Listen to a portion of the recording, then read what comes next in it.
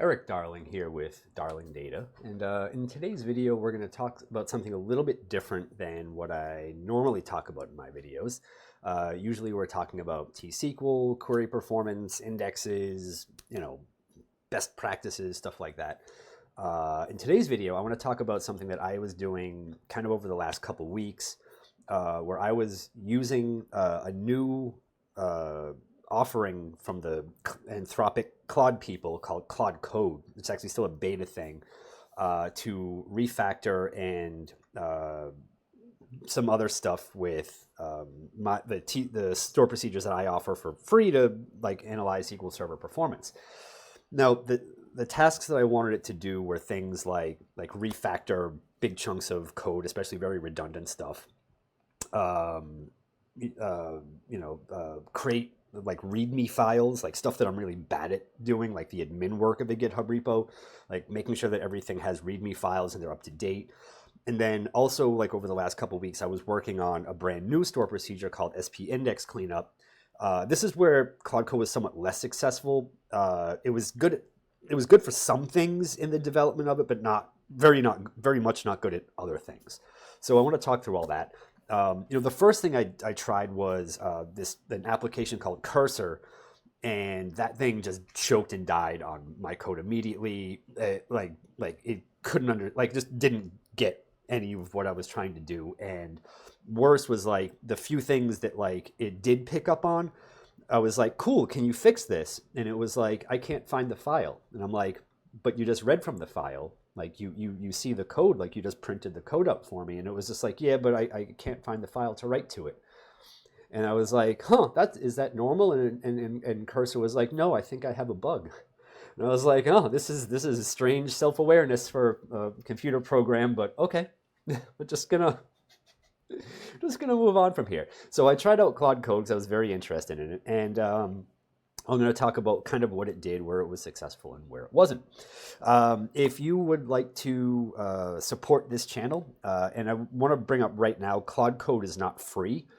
There are a lot of LLMs that you can have basic conversations with for free. It doesn't cost you any money. Claude Code requires an API, API access and credits. And there were a few times me sitting there working with Claude Code where I was just like, oh, my credit card has been charged. Oh, what was that? Oh, another $50 to Anthropic. Because you have to keep refilling credits to keep using it. If you run out of credits while you're doing something, Claude's like, give me my $2, right? So if you want to support my Claude addiction, excuse me. If you want to support my Claude addiction, there's a link down in the video description for you to do that. If you spent all your money on Claude Code credits as well, you can you can comment, you can subscribe. And if you want to ask me a question privately that I answer publicly during my office hours episodes, you can do all that. If Claude Code is not quite good enough to take the place of all of your DBAs and developers, and you still need some help with SQL Server, you can still hire me. Not for Claude credits, but you can pay me real money to do any of this stuff: health checks, performance analysis, hands-on server query index tuning, dealing with SQL Server performance emergencies, and of course battering your developers and deep frying them in SQL Server knowledge until there are fewer performance emergencies for you generally, which is always a good thing. If you would just like to get some training from me, I have about 24 hours of it. It's all SQL Server performance tuning training, and you can get that for about $150 once you stick that discount code onto the pile. Upcoming events, the calendar has finally filled out, and there's a lot to talk about. SQL Saturday New York City 2025, taking place May the 10th. Redgate is going on tour with some mini pass events in New York City, Dallas, and Amsterdam. Those will be in August, September, and October. All the dates are right over there. And of course, Past Data Summit is taking place November 17th to 21st in Seattle, Washington. I guess that one was always out in the air, but 'tis the season to start making sure everyone knows these dates, has them in their calendars, and buys the appropriate tickets. So with that out of the way, let's talk about Claude Code. I think I'm going to start over here because this one's a little bit easier. This is when you start working with Claude Code in a GitHub repo or something, or wherever you work with code, one thing that you can do is feed it a bunch of rules to follow. So like when Claude first started like spitting out code and doing stuff, the formatting was a disaster. So I was like, we got to work on this. So one of the first things I did was create this Claude.md file in my GitHub repo so that Claude knows like how I want my queries to look. So I gave it all my very particular rules about comments and naming conventions and query structure and like join order and all this other stuff and like how to format things so that when it spits code out to me, I don't have to spend another like hour reformatting everything that it gives me. So there's this whole long file in here where like, you know, it'll like read through this at the beginning of a session, or if I'm like, hey, you're messing up, check this file again, and it will like reformat stuff the way I like it. It gets pretty close most of the time. It's, you know, it's still not perfect. There's still stuff that I have to like adjust a little bit because I'm very particular about things, but in general, it's pretty good. So with that in there, the other task that I set it to with my GitHub repo, again, the admin work that I stink at, was like making sure that all the README files were like consistent and up to date, and like everything had one, because there were a bunch of folders in here where there was nothing. Some of them still don't have them, and that's okay. They're ones that I didn't want them for, but they're like the main store procedures and stuff, and like install all of these things have READMEs now, so that you can like figure out like what the procedure does. There's like, you know, some examples of how to run it, things like that. So everything now has a nice consistent README file. And Claude Code was great at that. Claude Code is actually much better at like just spitting out good markdown than I am. One thing I was really happy with was like when it did the human events one, I was able to tell it like, hey, like there are 2 store procedures in here that people should care about.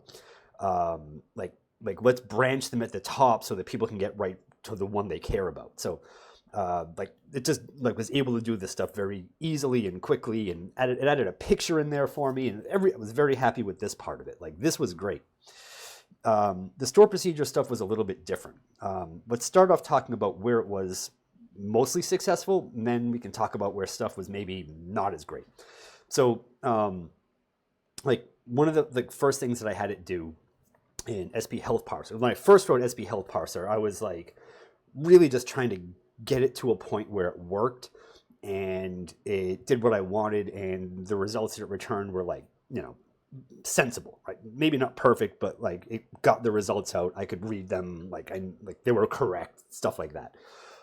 But, you know, this thing reads from the system health extended event, which is all XML, parses all the XML out, and does a lot of stuff. And like along the way doing that, I was more focused on making sure that I just had everything, like just please God, just work, than I was on like making sure that the code was like reusable, maintainable, like not insane, like just adding length to the code where it wasn't necessary. So there was a lot of stuff in there I was doing that was very repetitive that could be condensed down. So one of the first things I asked Claude to do was like, hey, like I do this check over and over and over again to look at this one function that reads from the extended event file called sys.fnxe file target read file. Rolls right off the tongue because in SQL Server 2017 they added this column called timestamp_UTC. So like it's a lot easier to filter on that than it is to like parse the XML and filter on the event date in there, which I still have to do for the 2016 and earlier stuff. But there was like this branch in the code for like, hey, if we do this, then we do this, right? But it was like the whole query written out. So one thing I wanted to do was like template some of the dynamic SQL so that I could just like, based on what I find here, like replace things and just do the right, like run the right query like over and over again. So that was one of the first things I had to do, and it was pretty good at this. So like, and one thing that's cool here is that in like Azure, well, I don't know about Azure SQL DB because Azure SQL DB doesn't have the system health extended event. Again, Azure SQL DB is stupid. It's like running SQL Server in safe mode. You don't have access to a lot of stuff that you would need to do like good analysis on a regular SQL Server. Microsoft's doing it for you. Anyway, but like managed instance where you can do this stuff, and like on-prem SQL Server, there's a bug report about the timestamp UTC column. It's fixed in like the newer versions of SQL Server because it's like in the bug report it says this will be fixed in the next major release. So that's not like NDA 2025 stuff. Don't yell at me about that. But like prior to that, you had to like convert the column to a date time 2 before you could filter on it. I'll show you what the query looks like in a minute. But like I wanted to make that less annoying, so I had it create this timestamp UTC mode local variable, which is a tiny int, not a bit. And basically what I do is it starts at 0. If we're on SQL Server 2017 or up, then we add 1, right? Because that column exists, but we have to use the convert where clause to do anything with it. And then, excuse me, if the product version is greater than SQL Server 2022, or we're using managed instance, then we add another 1 to that, right? So if this number is like 0, then we use the old like event date from the XML filtering. If it's 1, then we use the 2017, and if it's greater than 1, then we use the column without the convert on it. So that was like one of the first things I had to do. I was pretty good at that. Like everything generally worked out. And then the other stuff that I had to do was create templates for dynamic SQL where I could easily do apply this stuff. So the templates all look something like this, where we have like the insert list and like object name stuff here.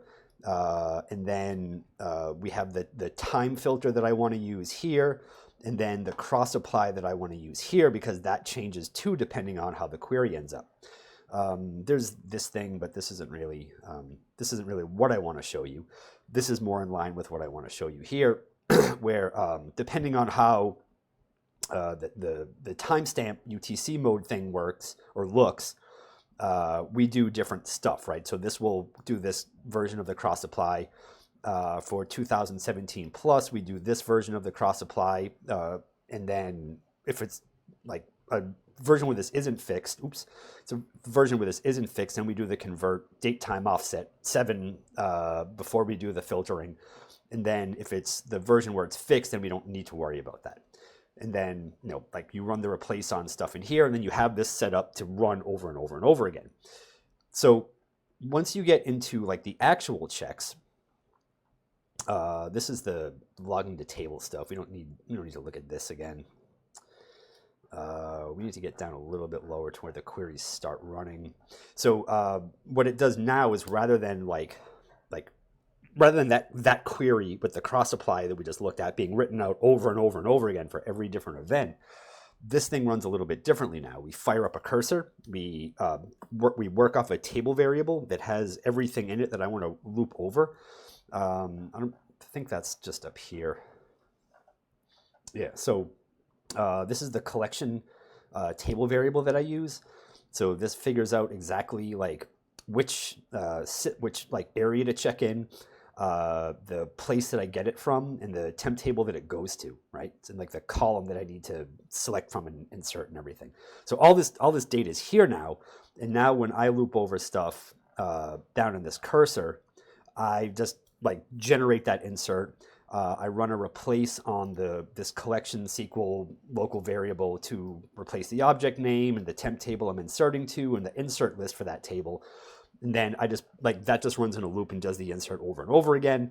And of course, like with debug and stuff, I can print that out. And then within the cursor loop, I just update this to say which things are done, which is important because some of these collection areas work off the same thing, right? So like SQL Server diagnostics component result, you'll see that a few times in here. I don't need to run this once for each one of those. All I have to do is collect this once and then parse the XML out from that. So it's very useful to just have hit that once, so I don't need to hit this over and over and over again. So it was very good with helping me sort of condense this down. Again, not perfect. There were things that I had to fix and sanity check and make sure it still worked afterwards. But as far as just setting up the bones of things, it was very good at that.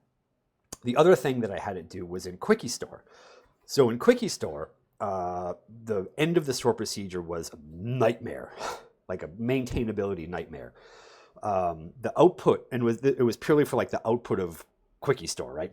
So there's two options. There's expert mode, which returns a bunch of extra columns in the main result set and additional tables. And then there's format output. And format output, like you have big numbers, it puts commas into the numbers for you. By default, expert mode is set to 0, but format output is set to 1 because like I don't want to have to remember to turn format to 1 every time I run this, which is what I do. So I had it create two things for me to drive the final result. They're both table variables, and this is actually a good use for table variables, right? So I actually had it use table variables for something table variables are good for. And and this took a few iterations. I don't want to pretend like it just spit this thing out perfect on the first go. Like there was definitely stuff that needed tweaks, but like I could type in the tweaks that I needed it to make and it would make the right adjustments. The really cool thing too is that like it wasn't just returning code to the screen that I had to go and like paste into the procedure and do stuff with. It was like actively editing the files that were in my GitHub repo, so I could just hit submit to GitHub and like push stuff around. It's a little tricky right now because Claude Code doesn't run on Windows. At least I couldn't figure out how to get it to run on Windows. I don't think it does, but so like I like sitting at my Mac over here where I have the Claude Code terminal window running. I gotta like type stuff there, push it up to GitHub, pull it down on GitHub on Windows, then run the store procedure, and then like make sure that stuff works. So there's a little bit of like crosstalk back and forth right now. This can be a little bit awkward if you don't have like a Mac or something else to use this on. But I figured it was worth it for the experiment. So it creates these table variables, and like it was like kind of amazing at like analyzing the select list, figuring out which temp tables things came from, which columns were expressions, and like which conditions those columns should show up under, and like making a table variable to store all this stuff. So like all of these things have like a format pattern, and like if they need one. So for like down here, like all of these columns in here have the option to format them. And no, that's the last execution time. I'm looking for like duration. So like when I run the format function, we use that N0, right? Just to put commas into like with no decimal points. That's a N0 means 0 decimal places. If you can do like N1 or N2 or N5 or whatever if you want decimal places. N0 is just like a number formatted with commas that, or whatever local thing you use. In France, it's spaces, I found out. But yeah, you can it just put all this information in there for me. And at first it was just numbering these sequentially. And I was like, hey, if I need to insert stuff in between, can you put this in, can you use a different numbering scheme so that if I need to put stuff in here or reorder this, it's not a nightmare of me having to renumber everything. So it was pretty good at this. One thing that needed help was like some of the new columns weren't perfect, but it was able to get that once I started telling it, hey, this isn't going to work under these conditions, we need a column to direct it to this. Then we need another another level in the case expression to make sure that it does these things right. So one example of those would be the not the hash totals for physical IO reads. This was one where we had to put this thing in different than the other ones, right? So that's kind of fun there. But yeah, anyway, it was very good with that. And then the other thing that I had it do was use a table variable to sort of deal with all the different parameters. So the parameters that get passed in indicate different temp tables get used and created, and stuff like that. So this was all very useful here.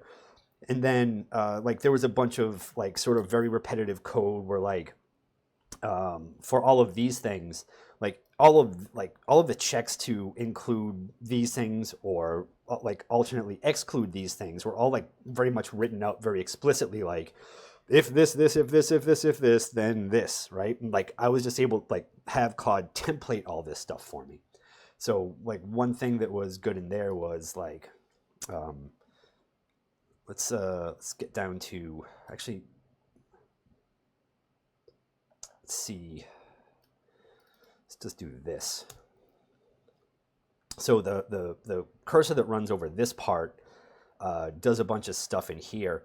And then like there's just neat logic in here, right? Where it's like insert into, and like I could have done like the replace thing, but I don't know. This was just fine for this. Like insert into the temp table, insert the column list, and then run this, and then down here, like like even like made like the temp table part dynamic. So if I need to include stuff, then I use include. Otherwise, I stick the ignore in the temp table name. It was just very successful at doing all this. And then way down at the bottom, this was where stuff got more interesting, I think, was it dynamically builds up the column list based on this, right? So like the column SQL is like if format output is 0, then we don't do anything to it. If format output equals 1, then when the format pattern is not null, we wrap stuff in the format function, and like, you know, based on this crazy where clause for stuff, then we do certain things in here. And then like in here, we just insert the column list, right? So like we just tack the column list onto the SQL and then like do the rest of the from clause down here. I was able to do something fairly similar with the expert mode output, but I did not go as deep as that with it. This, I was just like, you know what, we're just going to do like, because like with the format stuff in these queries specifically, it's weird because like the columns are sort of interspersed. So like it didn't make as much sense to do the table variable thing.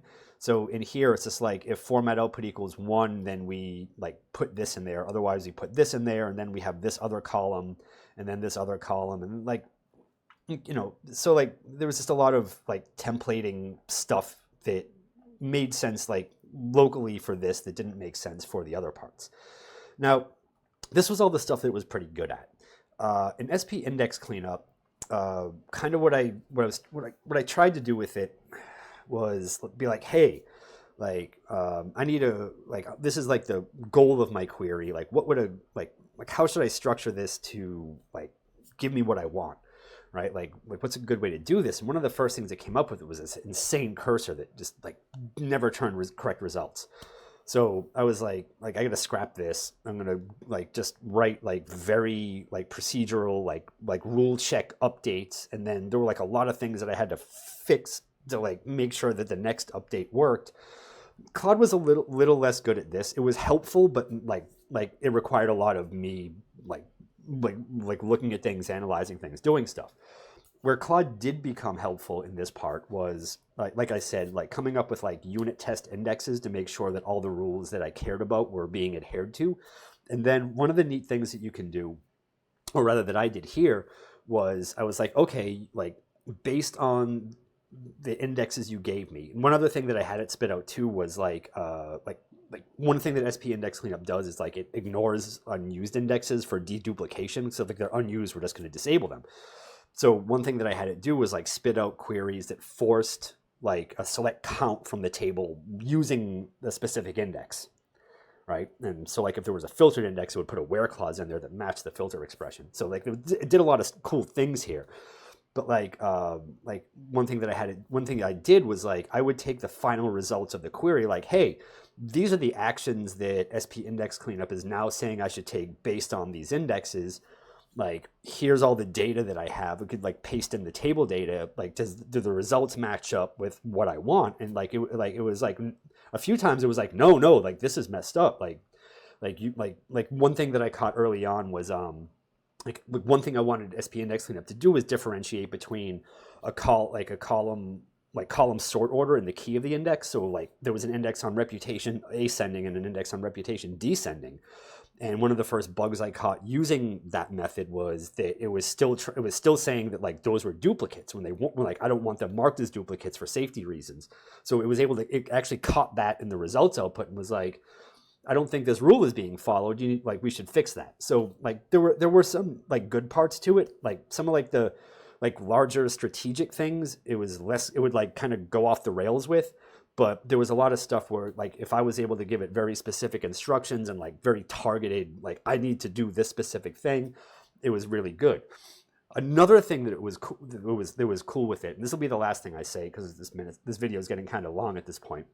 One thing that was kind of cool with it is that since it's all working in my GitHub repository, I could actually have it take like various things that I do in other store procedures and integrate them quickly into the new store procedure. So like there are things that I do in SP index cleanup that are repetitive to other store procedures that I do, like the get all databases, include databases, exclude databases.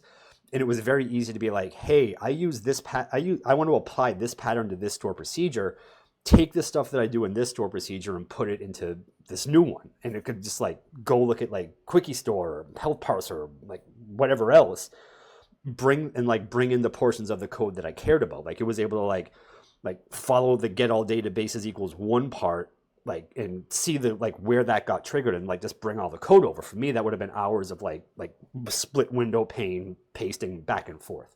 So it was like, there are some very cool things you can do with it.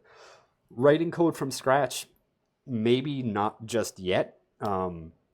It wasn't a great experience with that, but like the refactoring and the tweaking the refactoring and the like applying patterns from one store procedure to another, that was all very good. So if you're interested in Claude Code and seeing what it can do for you in these sort of situations, like, you know, like just like, hey, find where there's redundancy in this code. Like it is pretty good at identifying that stuff. But, you know, there are sometimes like you still have to babysit this stuff a lot and be like, and like sanity check it a lot, because some of the stuff it comes back with is bonkers, right? Like it was still giving me invalid columns that don't exist in like select lists and stuff. And I was like, but you can see everything.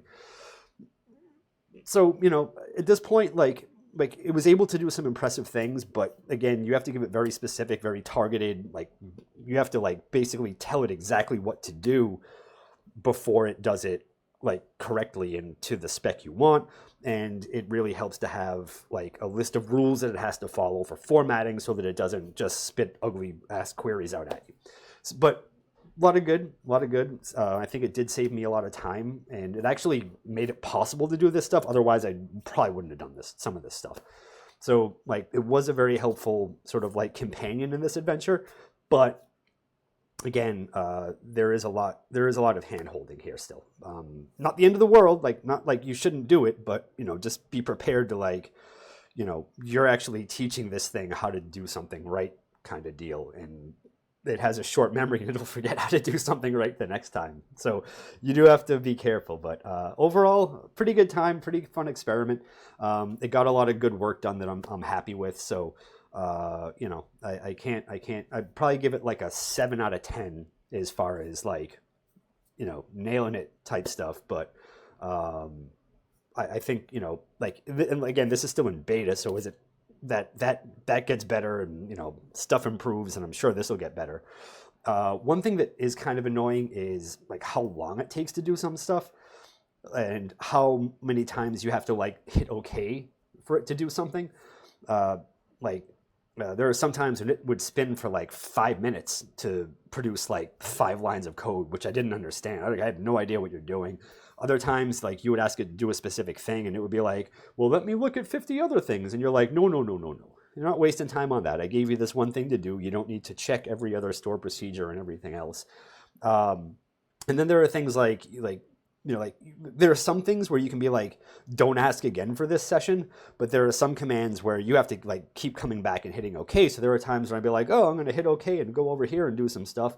And then I'd look back and like just realize it was just sitting there waiting for me to hit OK again to do something. So, you know, again, not end of the world type stuff, just like, you know, kind of like, I don't want to keep context switching to tell you it's okay to do this. Just do it. Like, and you can't say something like, just do this all unprompted. Like, don't ask me any more questions, because it'll say, okay, and then still ask you questions. So, you know, it is junior developer-y in a lot of ways, but it can be a very productive junior developer. So I would suggest trying it out. I don't get anything from Claude Code or Anthropic or anything like that for telling you that you should probably try it out, but you know, it's a good time. I had fun, sort of. I didn't sleep much the last couple of weeks. Just getting back into a normal sleep schedule now, kind of, because there were a lot of late nights working on SP index cleanup. So yeah. Anyway, thank you for watching. I hope you enjoyed yourselves. I hope you learned something, and I will see you in another video after I have caught my breath. Goodbye.